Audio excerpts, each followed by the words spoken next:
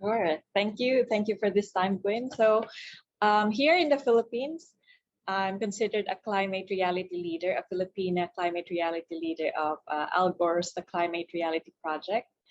And then I do foresight work or have practice in futures thinking, currently a futures learning advisor and strategic foresight consultant under Center for Engaged Foresight. So it's one of the think tanks here in Asia, but we also cater not only to Asia Pacific, but globally.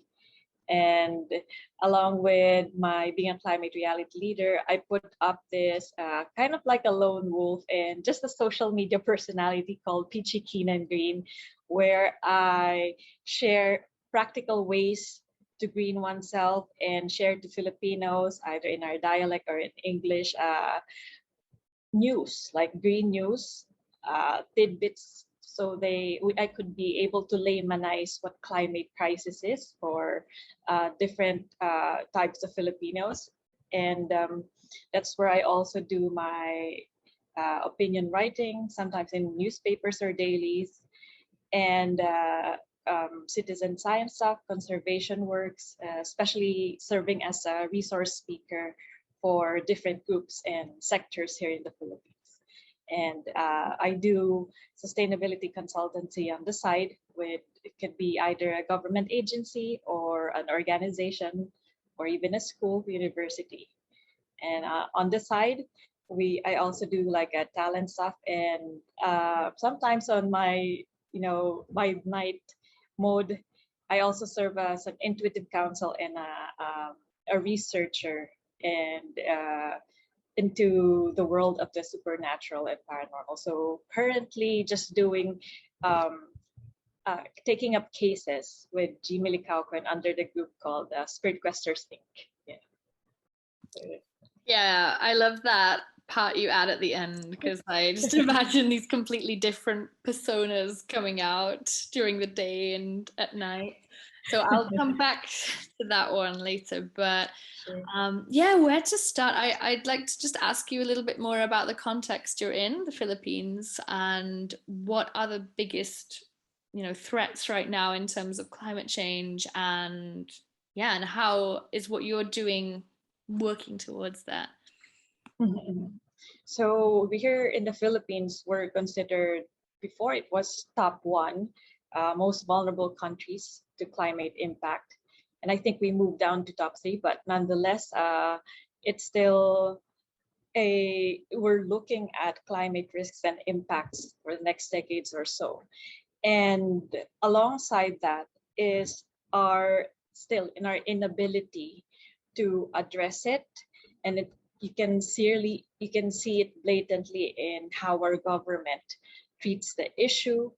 And I don't know if you're aware of that, but also top 1 in the world, not so good, but highest murder or assassination of environmental activists and indigenous leaders and tribal elders, those who are really protecting the forests and all. So what we're also doing here, like personally as a leader and also with the group, the Climate Reality Project, is we bring education, especially to the marginalized. And when we do it, we really customize our presentation so that they do understand that, the weather is in its extremes, not because, there's just a change in this era and so on and so forth, but we want them to realize that there's a connection between human activities and also what's happening in relation to climate change. So we explain concepts, anthropogenic concepts, and what it really means to, for example, in the farming sector, in the fisherman sector, in the demographics of CD, below the poverty line, and how it really impacts them, especially minorities, indigenous groups, and women and children. And the reason for them to get educated is so they would be able to understand that they can take hold of the future, that they, in their own capacity, can do something about it. So it's just a matter of bringing in the idea of interconnectedness of things. And how they decide right now or what they do from here on can really either change things or bring things, to its worst end. So this part of our education, laymanizing it, connecting it with the energy sector and what it means for food security, etc. So we try to intersect things or dependent on the audience. And it's really shocking to hear that it's the #1 country for environmental activists and indigenous leaders being assassinated. So I mean, I want to ask you, how safe do you feel when you do this work? Oh, to be honest, I was interviewed for this before, and sometimes, it triggers me because back in 2010, I lost a colleague, like an office mate. We were just talking, and then suddenly there was this news he was assassinated in one of the provinces here, and one of the masterminds, it's a politician.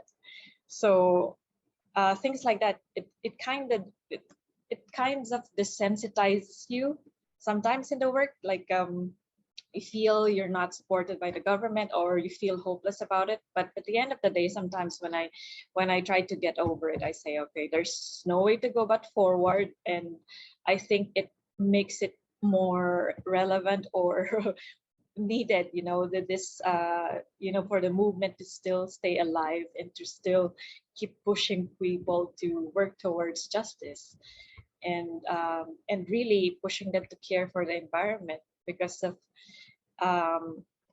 their strength in numbers. I still believe in that, and I've seen that even though I wasn't there during the revolution, the EDSA revolution of the Philippines. I've seen what bayanihan or collective action could do. It can topple a dictator. So I hope that we can still remember that. So with our sheer number, we can also, with our consumers' decision and even our citizen rights, we can really tell the government, this is what we really want. This is the future we are striving for. So when you do work with people, educate people, what are some of the biggest barriers that you face? Like, do you find, are people quite receptive to it, or do they have a lot of beliefs that block them?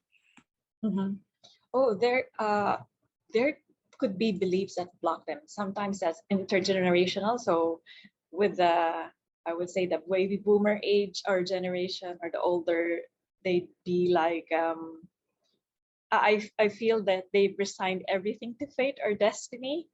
And of course, being on the younger generation side, we'll be like, but of course, we want you to be able to work with us, because I know sometimes you think, oh, maybe it's the end of the line for me. I have nothing to look forward to in a decade or so because I'm too old.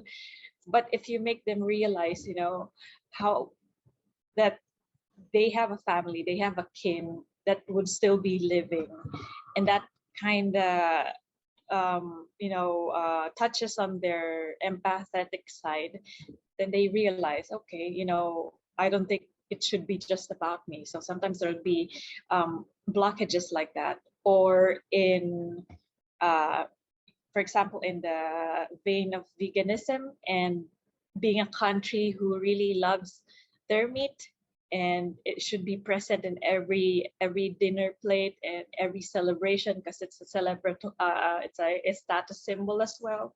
So you have to really be patient and try to really do your research and even math when you come to talk to them. But I figured really have to customize your talks with different groups, and especially for those uneducated ones, it's more of showing them on a practical way, cause and effect type, what happens when we do this, when we decide on this, and therefore that makes them listen.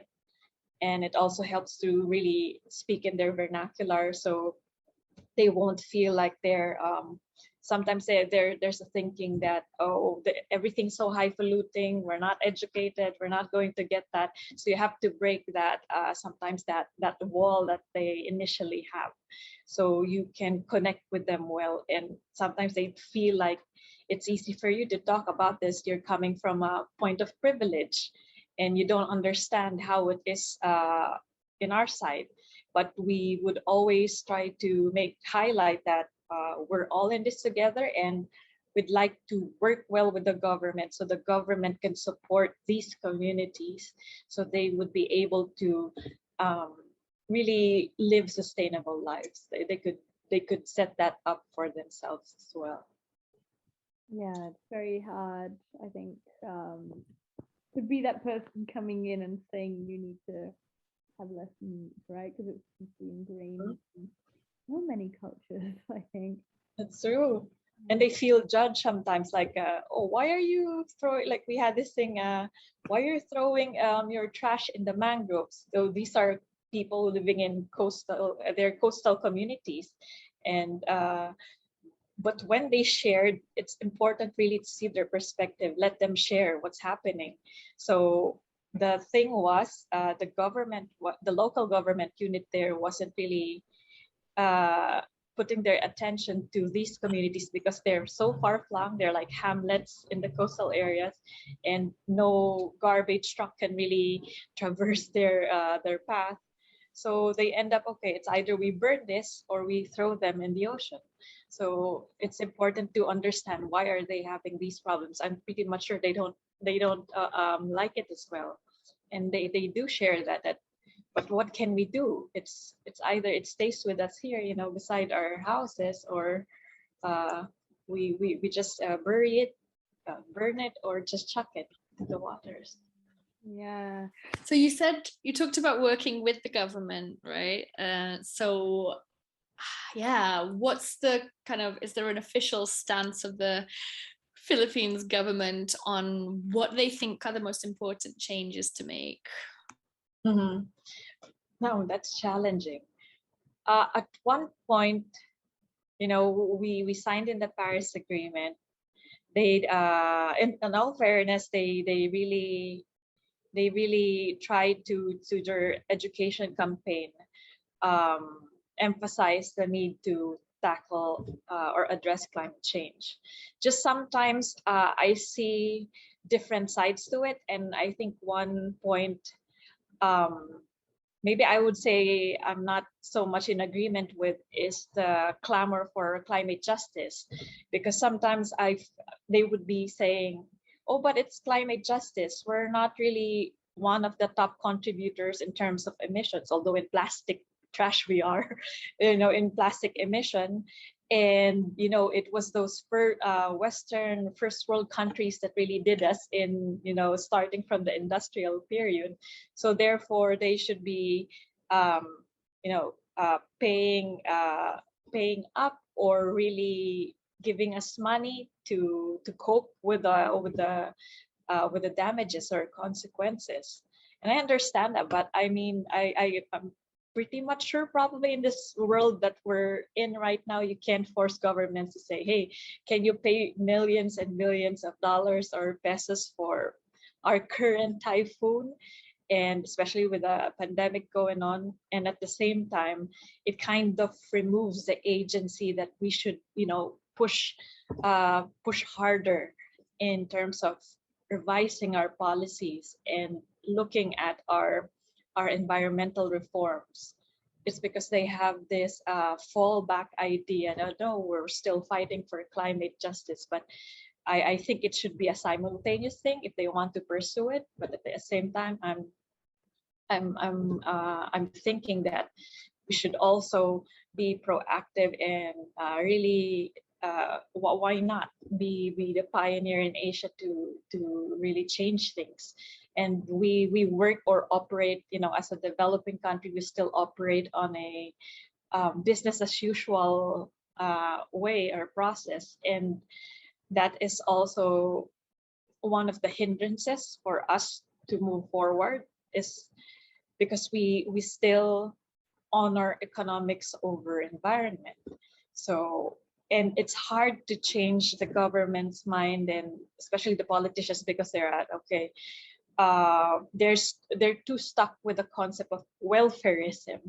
And well, sometimes I try to explain to some politicians or agencies, well, I do agree with wanting equality actually, but it's more of, when you speak about welfareism, you have to know that there would be one side that will be on a way a losing end, but you have to, as a leader, you have to make that call, which one would really benefit us and which one is really beneficial for our society in the long end.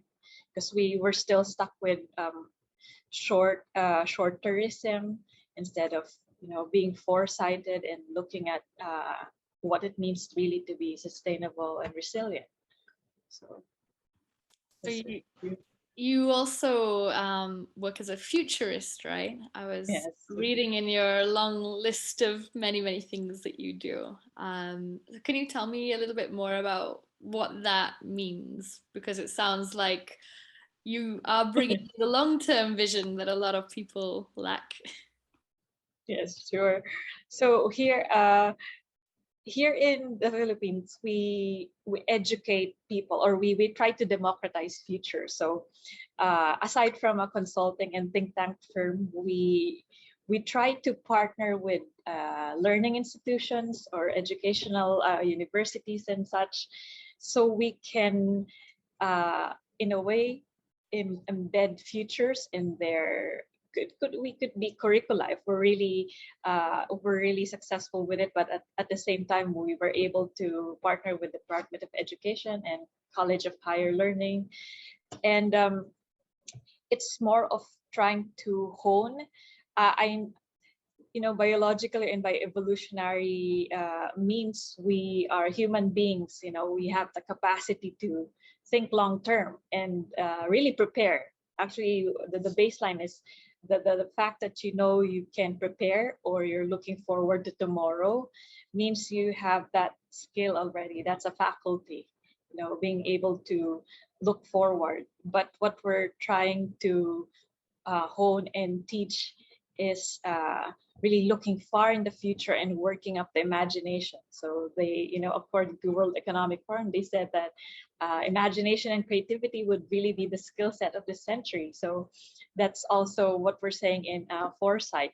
So you're trying to imagine, different kinds or alternate futures, and at the same time think about, if it's a preferred future, thinking about how are we going to get there. What are those things that are shackling us, maybe in the past or present, or are we even looking at used futures? So used futures is when you feel like you're, for example, for us, we're looking to develop our country looking like a European country, for example, but that's not within our context, and that may not be what our people would like. So when you have more conversations with Filipinos, it turns out that no, they don't want to look like another, Germany or Paris, etc., or US, but they want to be indigenously Filipino, but technologically adept and secure. But more green spaces, actually. Sometimes you feel like people would say, oh, future's about robots and AI and so on. But right now, it's refreshing to see that they say future is about green spaces and harmony and startup enterprises which work for the climate and stuff like that. So it's really teaching them to imagine, reimagine, and reframe how they see the future, so they could make better decisions of the past. It's like an asset. We say the future artifacts are assets you can use for today. And yeah, I mean, I think the value of imagination is something very understated at the moment that we need to develop. So what about you? What future do you imagine that motivates you in this work? Oh, really, my fantasy future will be when I would see a world where it will be eco over ego, sometimes or most of the times it's ego or it's ego that's really framing the future. It's how we are going to be best in GDP, etc. But I'd like to also see, emerging futures or even existing ones. Like, for example, in Bhutan, they have the gross national happiness. How about we create, metrics like that it's not about material gains, but also how we see society would flourish. I'd like to see us, being in touch with nature and really designing futures that are regenerative, not just thinking how less can we harm the nature, but more of how can we create a symbiosis, how can it be mutually beneficial? Because whatever, still believe in that, ancient adage, when whatever you do to the land, you do to yourself. So I feel like we would transform into better beings, less hatred as well, when we think about the harmony, what's happening in the environment, if we can apply it in our lives. So we can redesign humanity that way. I hear a lot of words and terminology you use that makes me want to ask if you know the work that reconnects and Joanna Macy and all that. Oh, haven't read yet. Oh, okay, yeah, great. It's a lot of the same ideas, right? Like the eco over the ego, and yeah. So, okay, my curiosity about the paranormal and supernatural investigation has to come out now. So can you tell me more about this nighttime persona of yours? Sure. So so growing up, I'm pretty much sure I'll be one of those children that you hear who would be telling their parents, I've dreamt of, a dead relative. She said this or that. And this will be information that's not really revealed to me. And one of those would be my grandmother from my father's side. I'm not really close to her. She died at an early age, but then I would keep dreaming about her, and she'll be telling me things I would tell to my father, and he's like, "How did you know these things?" And growing up, I would be. I know it would sound far off, but no matter, I'm not trying to convince you, but this is just sharing my experience. I'd be seeing people that, a lot of my relatives will say, "Oh, but passed away or used to be your great grandfather," stuff like that. And I would really be knowing things before they happen. So there would be dreams, and it kind of intensified when I reached teenagehood. And I thought everything was normal. If you keep seeing these things, keep hearing things, even when you were dreaming and that very thing was happening downstairs, and so on and so forth. And when I reach high school, I'll be telling my friends about it, and be like, "Oh, well, that hasn't happened to me." So I kind of felt, okay, maybe I'm the only one. Maybe I'm crazy or weird, anything like that. And probably I might see a psychiatrist. And then I keep researching. And by 17 years old, I discovered a group called Spirit Questors, Inc. here.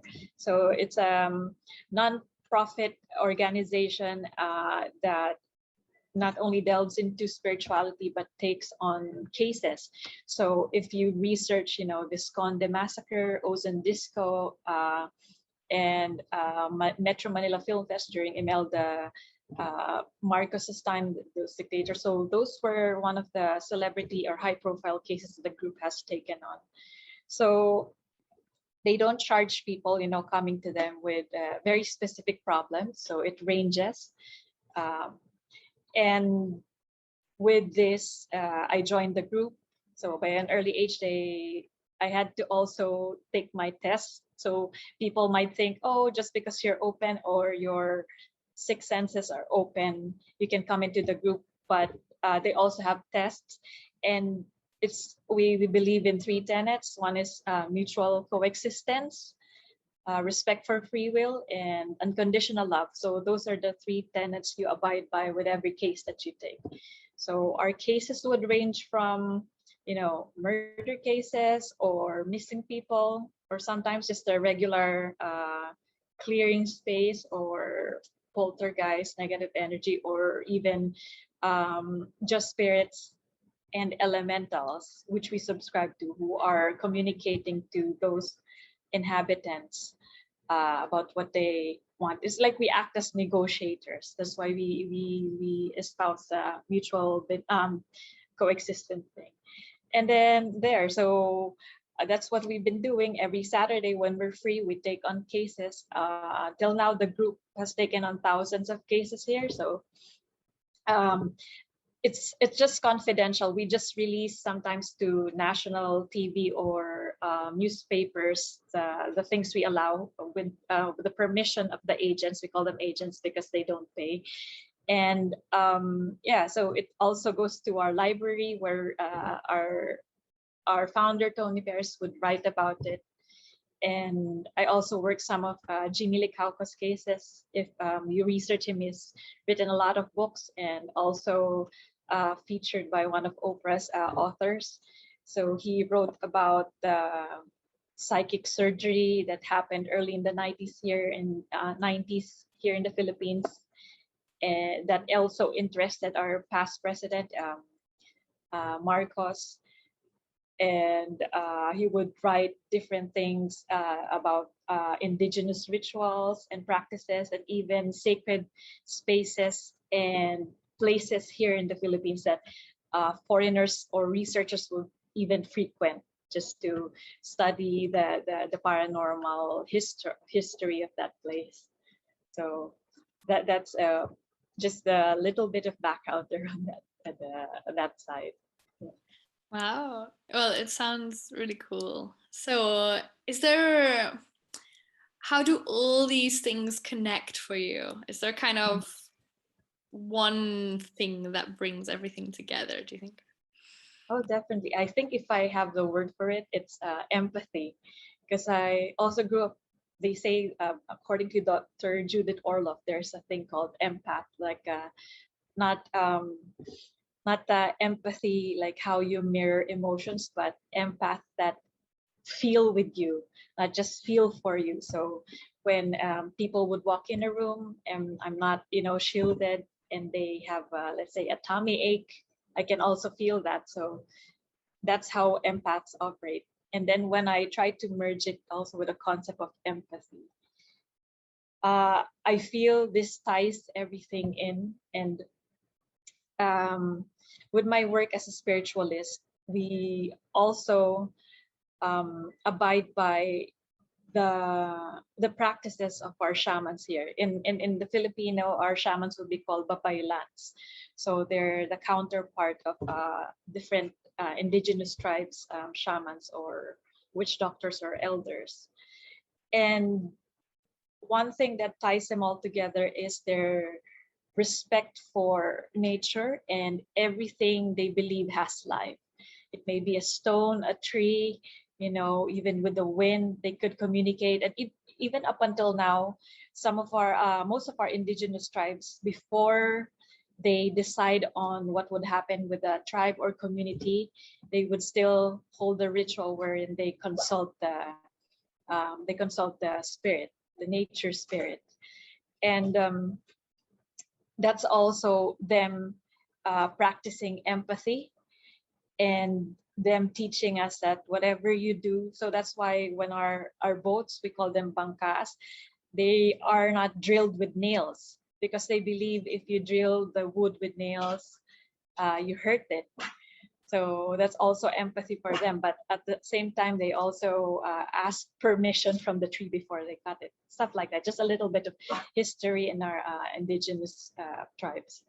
And so that empathy towards natures and its beings still carry on today when I see my work with vegan activism. So with a kind of not feed, but just support each other, that your respect for what's happening around the world. It's not just because to address a climate crisis, which eventually would hurt us all, but how we see other beings. The So the empathy would also trickle towards other beings and not just human beings. And it's also understanding how we are interconnected, that we are made of both material and spiritual. I guess that's where it comes in as well, the spiritual practice that I do, the understanding that we are both spiritual and material. And if we operate towards materialism, empiricism, and just highlighting those things and talking about money, and which is very material, then we lose sight of the spiritual part. And I think being in the group to the Spirit Questors, that's what made me mature in a way that I'm able to understand perspectives, like how is their lived reality. And you have, if there's more understanding of people's perspectives, lenses, and lived realities, you become creative and imaginative to look towards solutions, to make things better for everyone. And I think that also kind of crosses with my foresight work. So it's the realization of the spirit, it's the interconnectedness of things, and the material and immaterial, and how nature works and operates. That also kinds of happens, or you see it, you realize it in our cases. Yeah, the interbeing, between everything. Mm-hmm. Great. Thank you so much for joining me today. And I want to ask, is there anything else that you'd like to add about what you do, or anything else? Okay. Well, pretty much that's it. But I'm looking to learn more, to tie those things, because remember, I kind of tagged you in one of the posts, and I think that kind of pushed me to merge things together, marry the ideas of even what you mentioned. I read up about it, like eco-psychology and spiritualism, and how it factors in our sense of justice and ethics and morality. So I think it's a working thing, and I'd love to be able to share more in the future if that comes to fruition. Great, wonderful. Well, we'll stay in touch, and I'll share anything with you that I think might be in your world. All right, thank you so much. Thank you.